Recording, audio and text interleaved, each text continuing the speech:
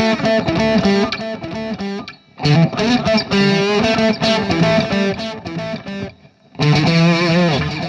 Helmut. Hello, Peter. I know this from somewhere. Really? Hello. Great pleasure today. I have my old friend Peter Vieweger here. Somebody says Fiji to you. Still? Yes. Yeah. Great pleasure. Still. I often met people which I never met before, and they said, "You must be Fiji." They had no clue about my real name. Just this was famous, or a little bit famous. Yeah, short story how it came to this Fiji.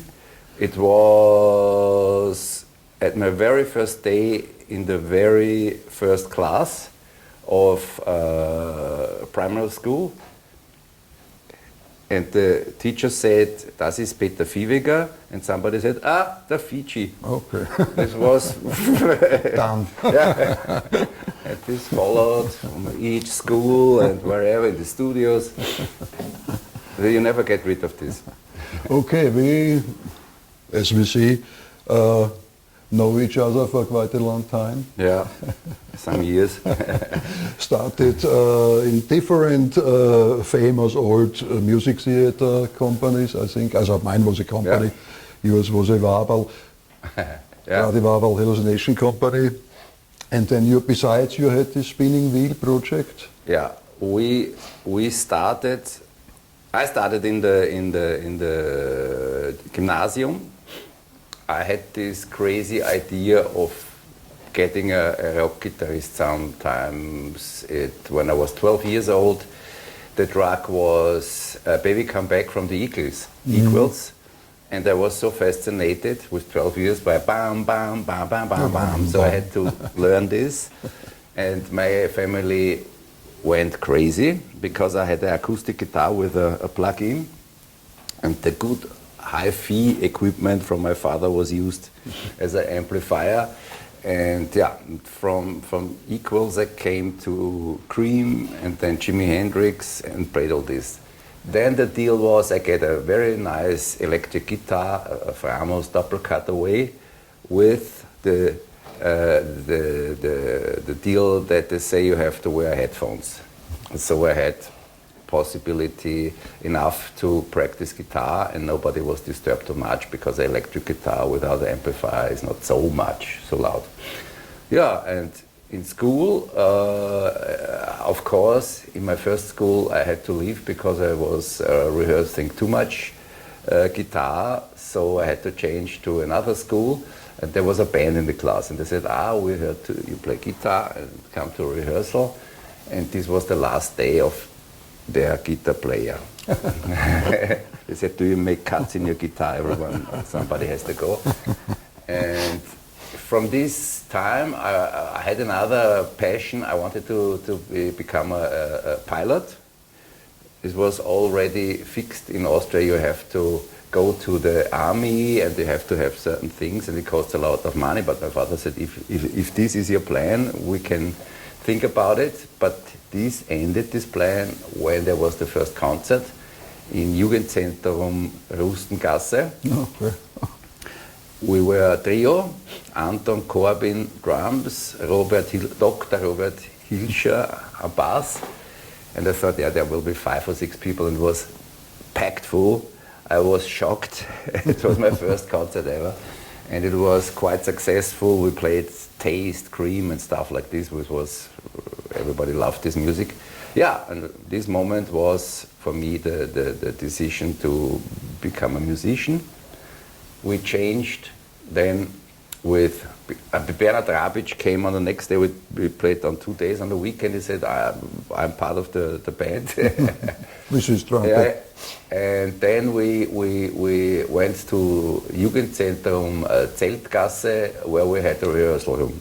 Where you all had a rehearsal. Yeah, everybody was rehearsing there. And not for a long time.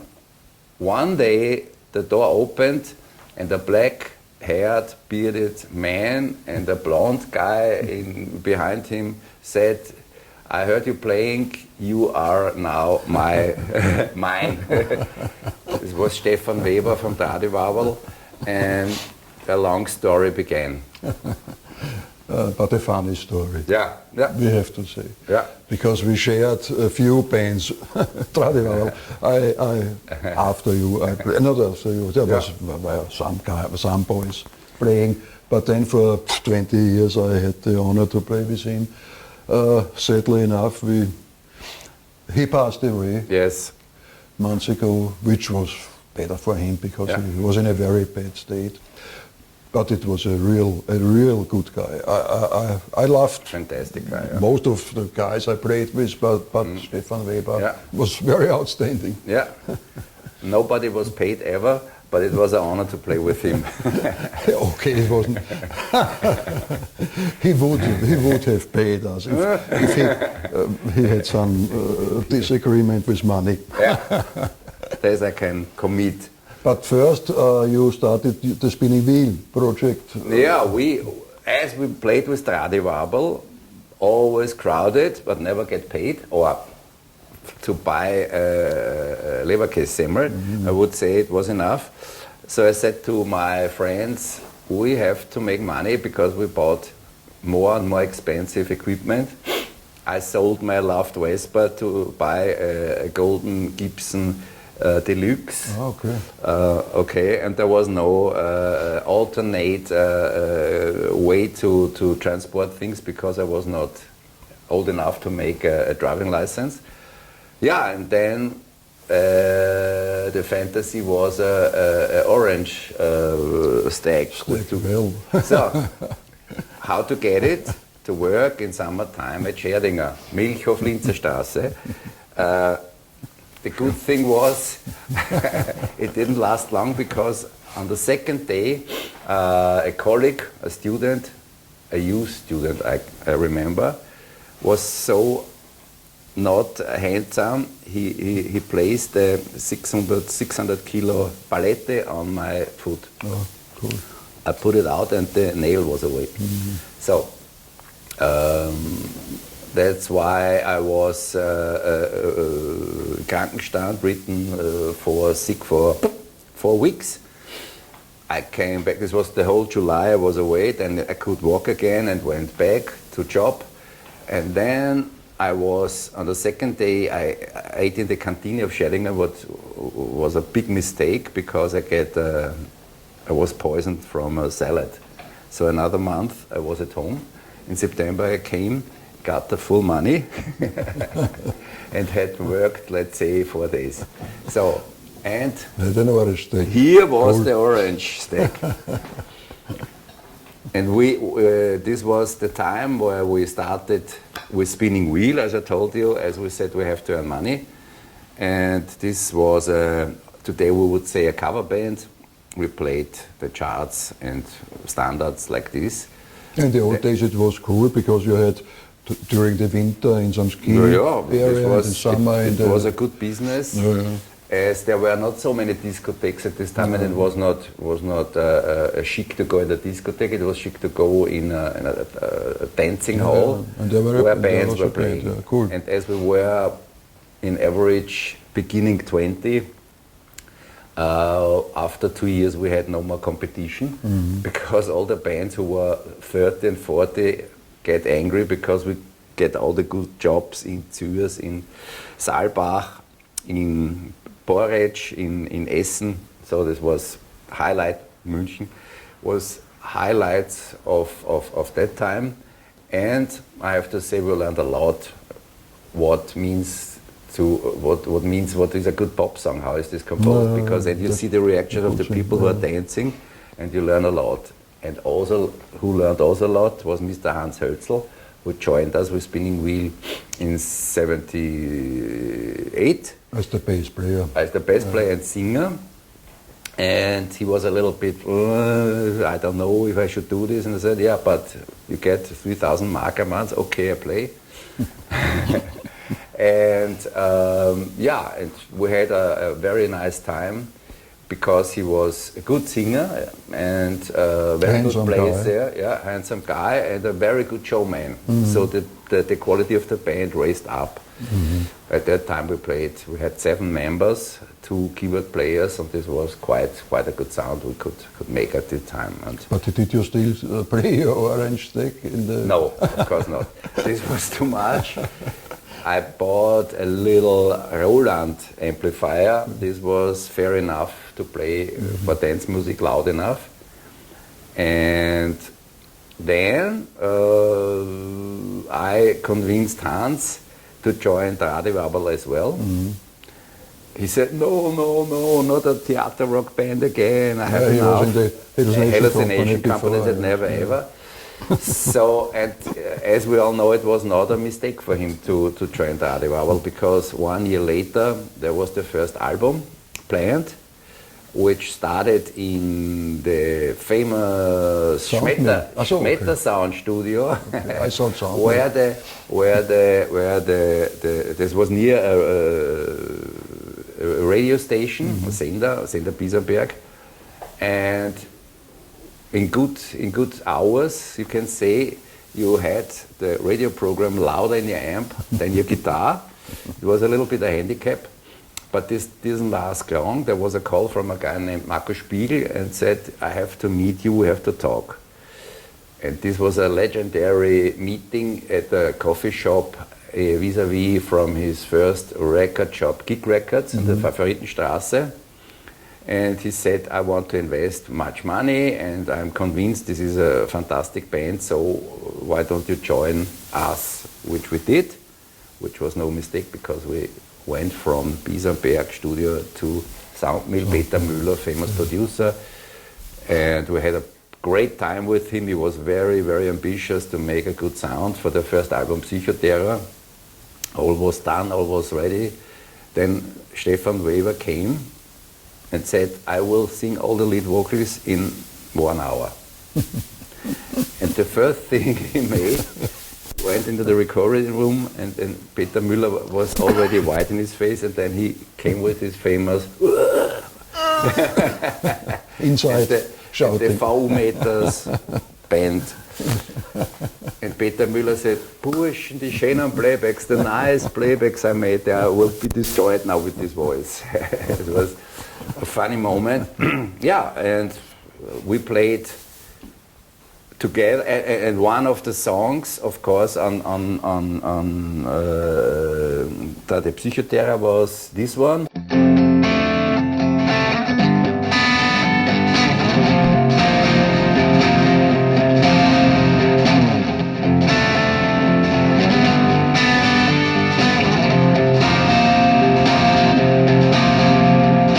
Better known as Ganz Wien, and this made a rumor around Hans to Drahdiwaberl concerts. From this moment, very, very, very beautiful young girls came watching Hans for this song, and Marco Spiegel knew this is a special guy. And as we had to end our summer and winter playings with Spinning Wheel, because we had to go to military or to the other alternative Zivildienst, Hans made this with 17, he was done, and he got the chance from Marco Spiegel to make a single. And of course, as he was a big Bowie fan, he made a homage on Heroes, which is Helden von heute. And there was a leftover from another artist of the producer of this single, Robert Bonger. There was a leftover from Reinhard Bilgeri, where it was a playback he didn't want. He said, it's nothing for me, and Hans said, give it to me. And this was the basic idea of the Kommissar. And as the radio stations didn't accept Helden von heute as the song they played, they turned around the single and played the other side. And it became a huge hit in Austria. And after Treibe Mustang in Germany, it was also a big hit in Germany. That's then the whole story with Falco started. Yeah. Yeah, some interesting facts maybe would be for this special. We are not the yellow press. No. Parts of it. But the producing of Einzelhaft would be very interesting when you did the guitar work, which is, as we all know, or should know, very important for this for this record? Because there were some iconic riffs you offered them. Please, do you want to have them? Naja, it was, at that time, I had the ambition to bring a special sound into this project, because I said that the usual fast guitars or the clean guitars is too boring, so I worked a lot with delays, and the few effect possibilities you had at this time, there were not so much. And then I found this wonderful talk box, which I was fascinated about, and I started a little bit, I had a hard time to understand how this functioned, because there was no description, it was just arrows, in, out. So then I learned you have to go into the amplifier in between the line to the box, and this was the way to start the tube box. And what was the real fascinating character of this effect is that you get a part of the sound. As you make the sound, the filter of the sound with your mouth, you be a part of the guitar sound, which was for me very magic. Cool thing. Because you could feel it also. This is this. Especially if you play it with 100 watts to your tools. It's like ultraschall cleaning the teeth a little bit. So, and yeah, this was one of the songs we did. Most of the time I had to work at night. I don't know, Bonga was not such a night bird, but it always came up that I went home at 4 or 4:30 in the morning. And as it was always totally safe, because at the Bonga studios there was maximum fruit tea. And nothing around nothing, water. So you were totally sober always. Very unusual for studio sessions, but it was the way it was. And we had, I think, 1 month intense production time where I could more or less convince everybody that my idea will fit for the songs. Which was in the first place not so clear with Bonga, especially he is a keyboard guy. Yeah. I have to say that he was a little bit respectful after the single went out, and the people said, "Wow, what's this? This is a totally funny and interesting sound." So he knew that I can come up with certain ideas. He was even asking for what should we do here. So this was more or less the way. And we had of course a very effective production time, because there was not one song which took too long. It was very one step after another way of producing. Also with the guitars, they were zack zack, and they were on the tape. This was a fast way, I have to say. And I think it made the magic of the album, because it was very spontaneous and emotional, credible, which is always very important. And technically, you used a Marshall he had in his studio, and for the clean stuff, did you use the... Yeah, Fender. A Fender, you have to have a Marshall, because all the combo amplifiers don't have the possibilities to go in between the amplifier and the It's not easy, yes. So you have to have a top stack, something like this, in the box to create this voice box. And for the clean stuff, I had also my Roland amplifier there, because I was used to it and know how to equalize it for certain sounds. Yeah, it was it. It was not more than 1 or 2 amps. No, really well done. Thank you. I always love to play this song. Later on we played together in the live project of Falco, which out there, I don't remember for what tour, but for one tour we rehearsed in this big building. I'm not sure if it was a tour. It was the first live gig. No, you mean the Rathausplatz? No, the other one, yeah, because for the other parts we the were in first the live gig Ostrophone. was in Hamburg. In Hamburg, yes. Because of the retirement of the former director Thomas Stein, and for this we played here in Achau. We practiced here. Yeah. This was a funny gig, by the way, because I was in Hamburg playing with Hallucination Company for 20 mark an evening for 1 week. Then I went, went with taxi to the Falco gig. Earned double the amount of the whole tour budget, and went back and played 2.5 hours in this logo. Which is a famous club. It was fun. No, I don't complain, but it was funny.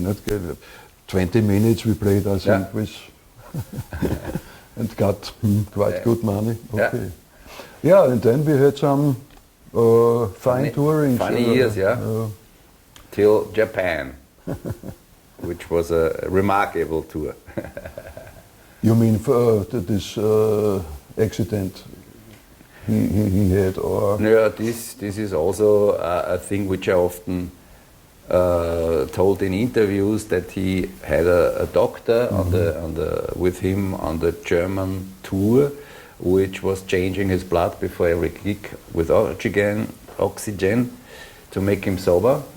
And this doctor could not fly. He was afraid of flying, so it was a young assistant who flew to Japan and made a mistake, putting out his blood 2 liters, and didn't have this serum to make it fluid. And then I saw this and went out, and there was a sanitary guy, which I showed him the situation because they couldn't speak English. And they was realizing in a second what was the problem, and came in 10 seconds back with the serum, and we could play the concert. This was close to a bigger problem.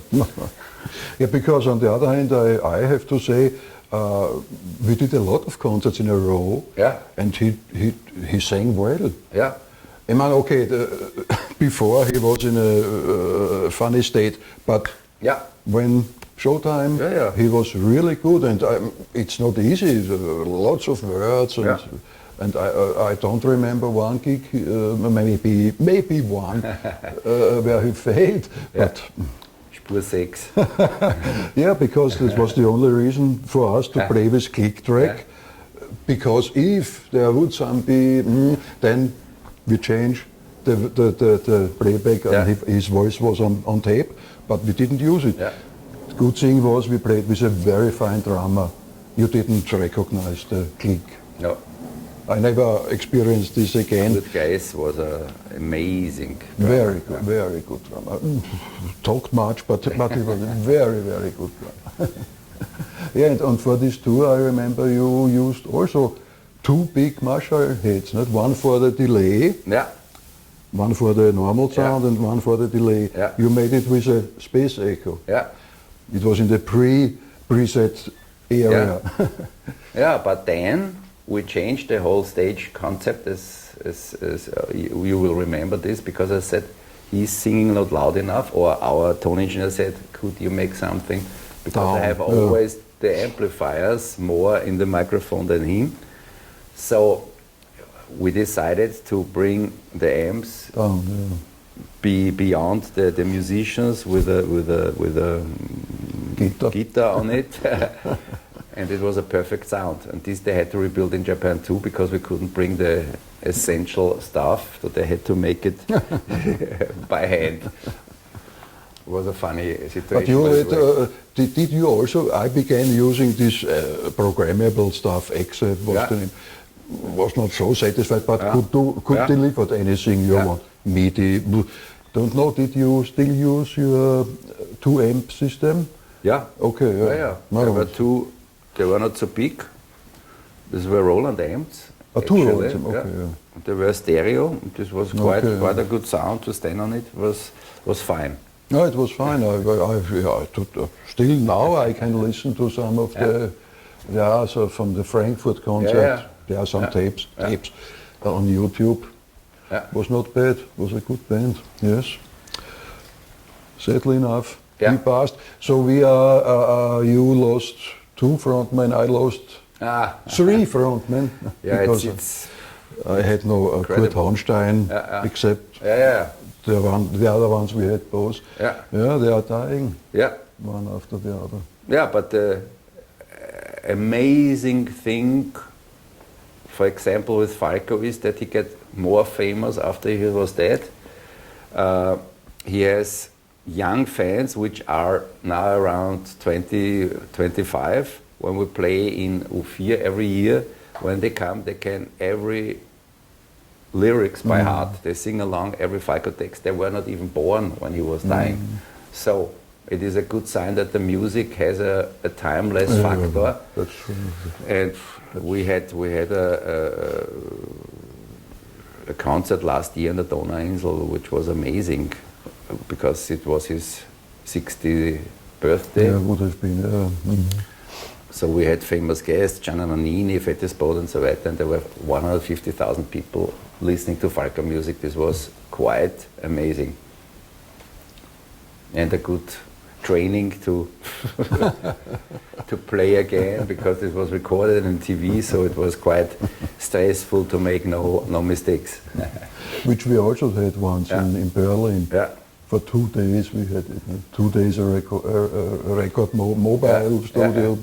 Yes, was also a little bit we can't, with no chance to do the overdubs. No. But I remember we said, forget this, we play for the evening crowd, they paid. Fuck it if we make a mistake. A couple of concerts and 2. took the best out of it. Yeah. I think it was only 2. Yeah. No, it was fun.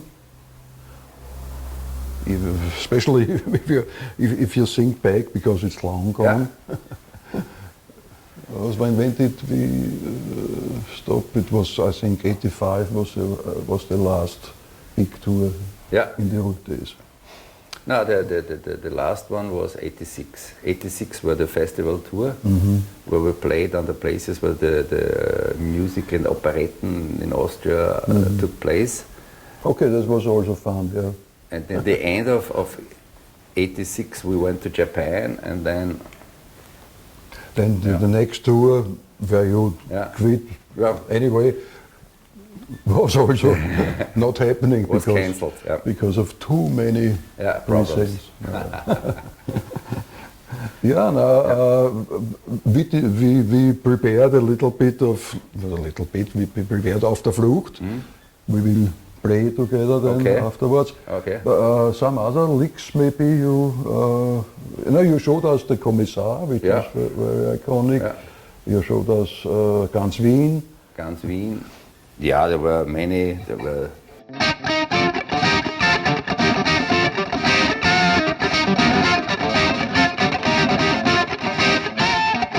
Das kannst du schon Yeah. And the Zu viel Hitze I always loved. This famous half-step band.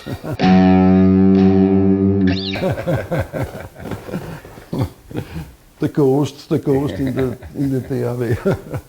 Yes, it was a great pleasure. Thank you. For me too. Thank you.